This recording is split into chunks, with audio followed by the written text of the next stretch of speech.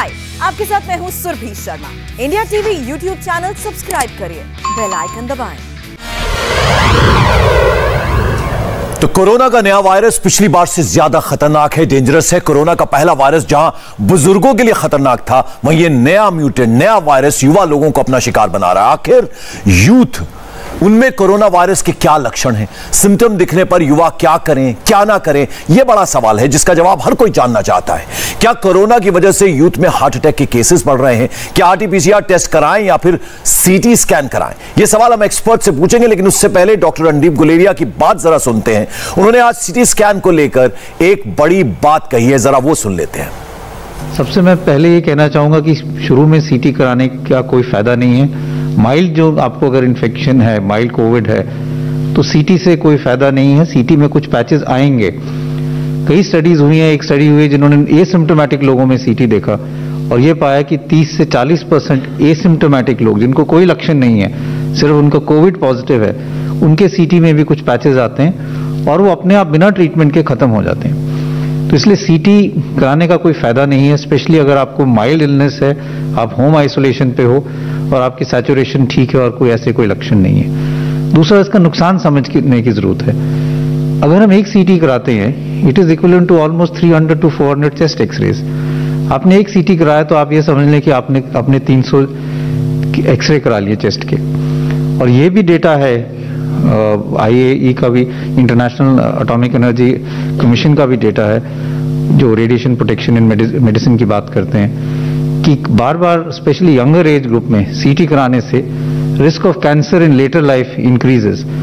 तो आप अपने आप को नुकसान ही ज्यादा करा रहे हैं जब उसकी जरूरत नहीं है, क्योंकि आप अपने आप को रेडिएशन एक्सपोजर कर रहे हैं और उससे बाद में कैंसर होने का चांस बढ़ सकता है। इसलिए मैं यही कहूंगा कि अगर आपको कोई सिम्टम नहीं है, माइल्ड डिजीज है और सैचुरेशन ठीक है, तो प्लीज सीटी ना कराएं। सीटी तभी कराने की जरूरत पड़ती है अगर आपको मॉडरेट इलनेस है और आप हॉस्पिटल में एडमिट हो रहे हैं, और अगर डाउट हो तो पहले चेस्ट एक्सरे कराना चाहिए, उसके बाद ही सीटी स्कैन कराएं। डॉक्टर रणदीप गुलेरिया की बात को आगे बढ़ाते हैं। हमारे साथ इस वक्त नेफ्रॉन क्लिनिक के चेयरमैन पद्मश्री डॉक्टर संजीव बगई जुड़ गए हैं हमारे साथ। डॉक्टर बगई, इंडिया टीवी पर बहुत स्वागत आपका। सर, ये जो बात आज प्रेस कॉन्फ्रेंस में बोली है डॉक्टर रणदीप गुलेरिया ने, उन्होंने कहा कि अगर आप पॉजिटिव हैं, आपको हल्के लक्षण हैं, तो सीटी स्कैन कराने की जरूरत नहीं है, तो ऐसे में क्या करें सर? इसमें 2 या 3 चीज बहुत जरूरी है और जो डॉक्टर गुलेरिया ने कहा है बहुत सही है। ऑलमोस्ट 85-90% केसेस माइल्ड होते हैं। सबसे जरूरी जो चीज समझनी है कि कोई पैनिक, कोई फियर, कोई एंजाइटी या कोई पैनिक बटन प्रेस करने की जरूरत नहीं है। सबसे जरूरी है होम आइसोलेशन, मास्क पहनिए और अपने लोकल डॉक्टर से टेलीफोन पर बात करिए। अपने आप दवाई शुरू मत करिए, अपने आप टेस्ट मत कराइए, अपने आप एंटीबायोटिक स्टेरॉइड शुरू मत करिए, अपने आप लगातार स्टीम, ये वो घर की रेमेडीज मत लीजिए। गो बाय साइंटिफिक डेटा। दूसरी चीज है जो उन्होंने कहा है, कोई रश नहीं है सीटी स्कैन का।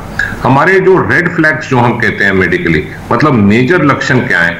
अगर आपका फीवर 2 या 3 दिन बहुत हाई ग्रेड हो, 102 से ज्यादा, ब्रेथलेसनेस हो, आदमी को सांस लेने की दिक्कत हो, या सैचुरेशन आपका 93% से कम हो, या आपका जो, अगर घर में आप 6 मिनट नॉर्मल स्पीड पर चले, कमरे में भी चलें, उसके साथ अगर आपका सैचुरेशन 93 से कम होता है, आपके पास बहुत जबरदस्त लूज मोशन, वॉमिटिंग या पेशाब आना कम हो, तो आप प्लीज इमीडिएटली डॉक्टर से संपर्क करें। सीटी स्कैन खाली एक कोलैबोरेटिव एविडेंस है, यानी कि एक तो क्लिनिकल लक्षण होते हैं, दूसरा लैब टेस्ट होता है, तीसरा सीटी स्कैन होता है जी। हम खाली सीटी स्कैन उन पेशेंट्स के लिए प्रिस्क्राइब करते हैं, एडवाइस करते हैं जिनको मेजर लक्षण हो।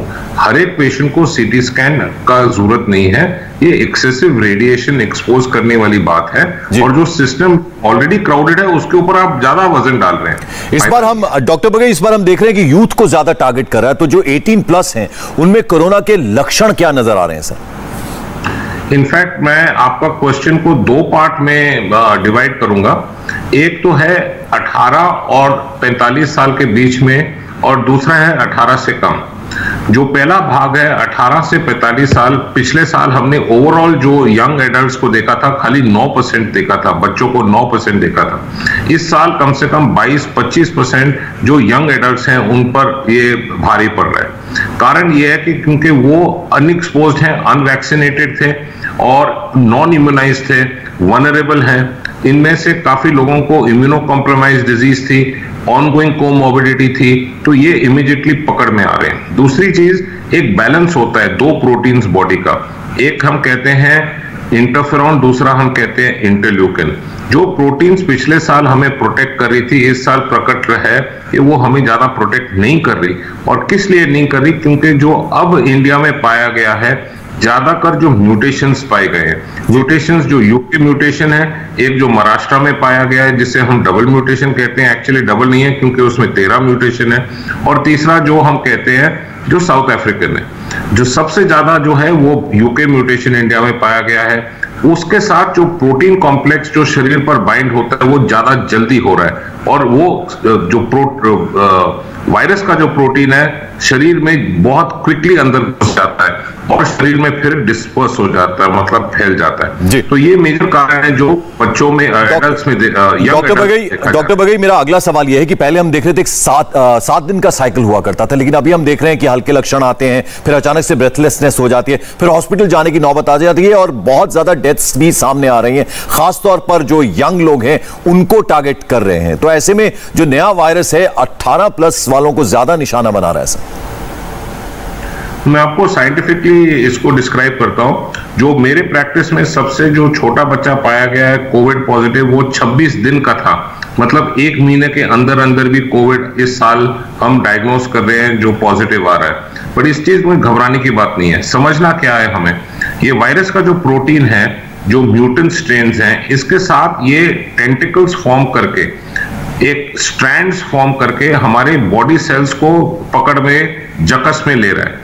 इस प्रोटीन का जो टेंटिकल्स हैं जैसे कॉबवेब बन जाती है, एक जाला बन जाता है, और ये सेल्स में पेनिट्रेट करके, बॉडी में पेनिट्रेट करके, नाक में, मुंह के द्वारा, थ्रोट के द्वारा, ये इमीडिएटली लंग्स में जा रहा है। क्योंकि ये म्यूटेंट स्ट्रेन है, ये बहुत जल्दी शरीर में फैल रहा है, तो इसे हम कहते हैं ज्यादा ट्रांसमिशन, ज्यादा इन्फेक्टिविटी, ज्यादा इन्वेजिवनेस, ज्यादा क्रिटिकल केसेस एंड देयरफॉर ज्यादा डेथ। इसलिए मास्क पहनना इस साल तो बेहद जरूरी है। अगर आपने मौत से बचना है तो मास्क पहनिए। अगर आपने कोविड-19 वायरस को हेलो नहीं बोलना, प्लीज मास्क पहनिए। और सर, शुरुआती जो लक्षण दिखे उस वक्त क्या करना चाहिए? ओके, सो जो सबसे जो शुरू में जो लक्षण देखे जाते हैं वो हल्की सी खांसी होती है या थोड़ा सा माइल्ड फीवर होता है। फीवर जरा बढ़ने लगता है तीसरे दिन, चौथे दिन। जो पहले 1-2 दिन आप डॉक्टर से संपर्क करें, खाली पैरासिटामोल टैबलेट काफी रहती है। अपने आप सेल्फ मेडिकेट मत करिए। जो ज्यादातर पिछले साल की जो दवाइयां इस्तेमाल हो रही थी, अब जो रिसर्च अभी पाई गई है रिसेंटली, जो भी दवाइयां हैं जैसे एजिथ्रोमाइसिन, डॉक्सीसाइक्लिन, आइवरमेक्टिन, ये रिडेम्सिविर, ये सारी दवाइयां नहीं यूजफुल हैं। मल्टी सेंट्रिक ट्रायल्स में ये पाया गया कि ये दवाइयां नहीं इस्तेमाल करनी।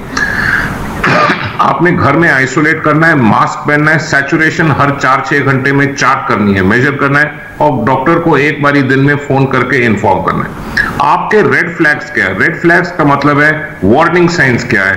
अगर आपका ब्रेथलेसनेस हो, सैचुरेशन कम हो, बहुत ज्यादा लूज मोशन, वॉमिटिंग हो, डिहाइड्रेशन का लक्षण हो, या सैचुरेशन चलने के बाद गिरने लगे, तो इमीडिएटली आपने डॉक्टर को संपर्क करना है। घबराना नहीं है, पैनिक नहीं है। 85-90% ऑफ केसेस माइल्ड होते हैं। बहुत कम पेशेंट्स को एक्चुअली एडमिशन की जरूरत पड़ती है। मेरा ये रिक्वेस्ट है सारे व्यूअर्स को, शांत रहिए। ये डिफिकल्ट दौर है, बहुत मुश्किल दौर है, ये भी दौर निकल जाएगा। आप खाली साइंस पर बिलीव करिए। मास्क के बिना तो आपने घर के बाहर कदम ही नहीं रखना, और अगर हो सके तो घर के बाहर अगले 15 दिन कदम मत रखिए। डॉक्टर बगई, इस बार ज्यादातर देखने में आ रहा है, जो 18+ की हम लगातार बात कर रहे हैं, यंगस्टर्स की बात कर रहे हैं, बुखार नहीं भी हो रहा लेकिन गला खराब हो रहा है, तो ऐसे में पैनिक हो रहा है सर। गला खराब होने का एक्चुअली 1000 कारण है। नॉन कोविड भी गला खराब हो सकता है, तो प्लीज पैनिक मत करिए। हर एक जो फीवर है, हर एक जो लक्षण है, हमेशा कोविड नहीं है, पर जब तक प्रूव अदरवाइज ना हो हम इसको कोविड के जैसे ही मानेंगे। इसलिए आइसोलेशन और मास्क पहनना जरूरी है। मेरी ये सबसे दरख्वास्त है कि अननेसेसरी कॉम्बिनेशन एंटीबायोटिक्स प्लीज मत यूज करिए। हमें प्रिस्क्रिप्शंस आ रहे हैं, फोन पर डिस्क्राइब किया जा रहा है, छोटे छोटे बच्चों को 3 एंटीबायोटिक दी जा रही है, 2 पेन किलर दिए जा रहे हैं, जो pain killer actually young adults and बच्चों में बैंड हैं क्योंकि वो लिवर को सीरियसली डैमेज करते हैं। ये सब ओवर मेडिकेशन मत करिए। पैनिक के कारण सीटी स्कैन्स मत कराइए। पैनिक के कारण आजकल सब लोग प्रमोट कर रहे हैं कि 18 पैनल ऑफ ब्लड टेस्ट है इन्फ्लेमेटरी मार्कर्स। ये हर एक पेशेंट को जरूरत नहीं है। बिल्कुल। और हमारे साथ इस वक्त डॉक्टर अरविंदर सिंह सोइन जुड़ गए हैं। आप मेदांता हॉस्पिटल से हैं। सर, बहुत स्वागत आपका इंडिया टीवी पर। सर, आपसे मैं जानना चाहूंगा, चूंकि हम यंगस्टर्स की बात कर रहे हैं, 18+ की बात कर रहे हैं, बुखार नहीं आ रहा, सीधे गला खराब हो रहा है। पहले कहा जाता था कि 3-4 दिन में ये ठीक हो जाएगा, लेकिन अब ऐसा हो नहीं रहा है। सर देखिए, ऐसा है कि अभी डॉक्टर बगाई ने आपको जो सारी चीजें बताई हैं सिम्प्टोमेटोलॉजी के बारे में, वो हम सब लोग सबसे कहते हैं कि बुखार भी हो रहा है, और इस बारी ऐसा भी है कि तेज बुखार देखा जा रहा है मरीजों में जिनको कोविड का संक्रमण है, और खांसी कभी कभी लंबी चलती है, और जीआई सिम्टम्स जैसे नोजिया, वॉमिटिंग या दस्त लगना वो ज्यादा हो रहा है। तो अगर 7 दिन तक बुखार और खांसी या उन दोनों में से कुछ भी ठीक ना हो, तो आप अवश्य कोविड फिजिशियन से के संपर्क में होंगे ही पहले से, और वो आपको शायद एडवाइस करें कि स्टीरॉयड शुरू कर सकते हैं, और अगर ब्रेथलेसनेस हो तो अस्पताल जाना पड़ सकता है। तो जैसे कि डॉक्टर बगाई ने कहा, कोई भी खांसी, जुकाम और जो बुखार है वो कोविड हो सकता है, और उसको कोविड की तरह ही ट्रीट करना चाहिए। और ट्रीटमेंट में ज्यादा नहीं है, लेकिन रेस्ट होना चाहिए, न्यूट्रिशियस डाइट होनी चाहिए, विटामिन हैं, और जो बाकी एंटीबायोटिक्स हैं, आइवरमेक्टिन और फेविफ्लू, इसका कोई बहुत प्रूवन रोल नहीं है। लेकिन अगर फेविफ्लू देना है तो पहले 7 दिन में डेफिनेटली देना चाहिए जब सिम्टम्स आते हैं, और सिम्टम्स कंट्रोल नहीं होते हैं तो फिजिशियन के कहने पे या अस्पताल जाना चाहिए, या स्टेरॉइड्स भी दिए जा सकते हैं घर पे, और कभी कभी जब 1 हफ्ते तक सिम्टम नहीं रुकते हैं तो सीटी स्कैन भी बोला जाता है चेस्ट की। डॉक्टर अरविंदर, मैं सीटी स्कैन पर भी आपसे बात करूंगा, लेकिन सवाल यह भी है कि इस बार जो 18+ हैं, क्या उनमें जो वो मरीज हैं उनमें हार्ट अटैक भी हो रहे हैं?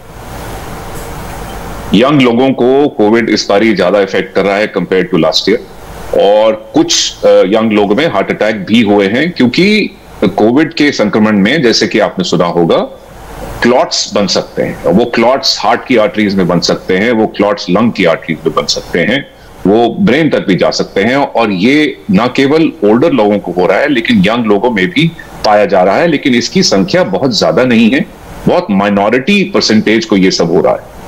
सर, इस बार इतना ज्यादा लोड है टेस्टिंग लैब्स के भी ऊपर, तो आरटीपीसीआर अगर आप टेस्ट करवाने जा रहे हैं तो उसमें वक्त लग रहा है, रिपोर्ट आने में वक्त लग रहा है, तो आरटीपीसीआर करवाना जरूरी या सीटी स्कैन, क्या करवाएं सर?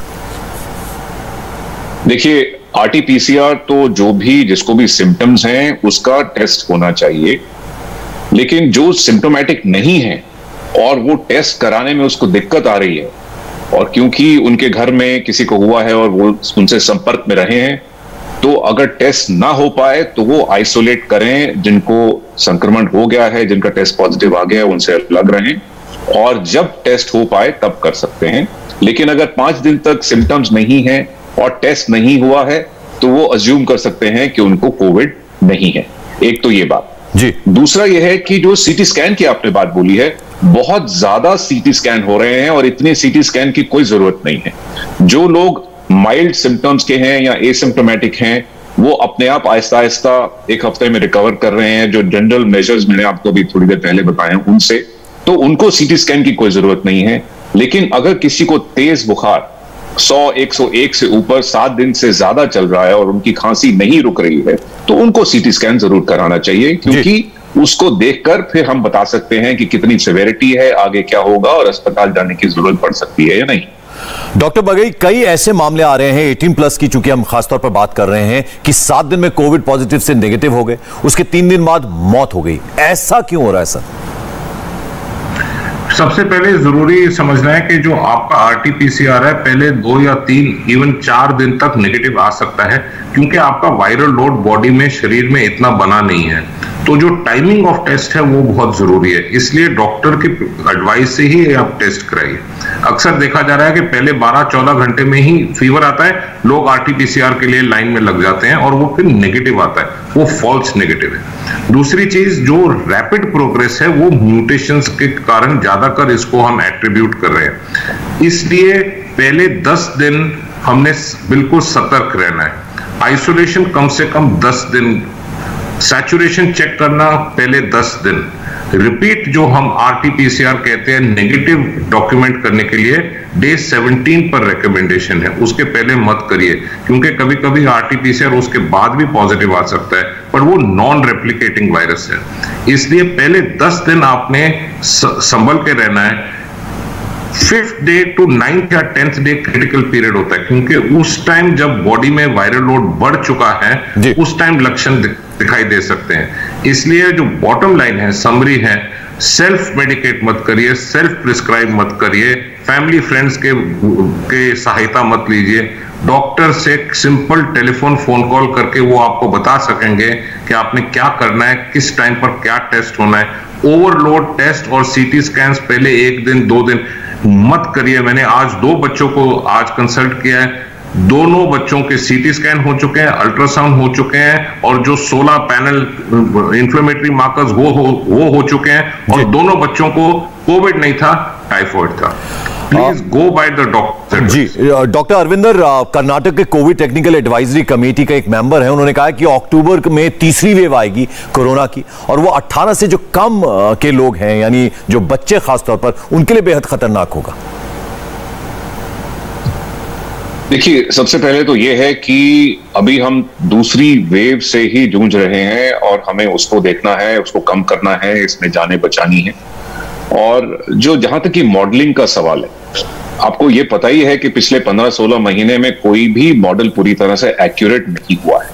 सो मैंने कर्नाटक मॉडल की डिटेल्स नहीं देखी है, तो I don't want to criticise it, लेकिन मॉडलिंग एक्चुअली ये पेंडेमिक जो है एक डायनेमिक सिचुएशन, कि हम कितना सोशल डिस्टेंसिंग को अडेयर करते हैं, कितना क्राउड्स अलाउ करते हैं, कितना क्राउड से बचते हैं, कितना अपने आप को हैंड हाइजीन और मास्किंग से प्रोटेक्ट करते हैं जी, और कितनी हमारी फैमिली स्ट्रक्चर है कि पास लोग रहते हैं, तो ये सारी चीजों पर डिपेंड करता है। तो इसलिए कोई भी मॉडलिंग मुश्किल हो जाती है।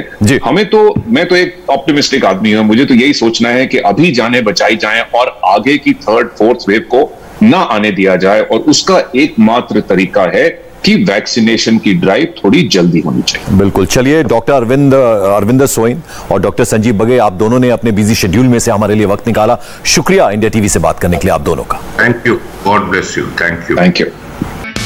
हाय, आई एम सुरभि शर्मा। खबरों से अपडेट रहने के लिए India TV YouTube channel subscribe करिए, साथ में बेल आइकन जरूर दबाएं। जुड़े रहें इंडिया टीवी के साथ।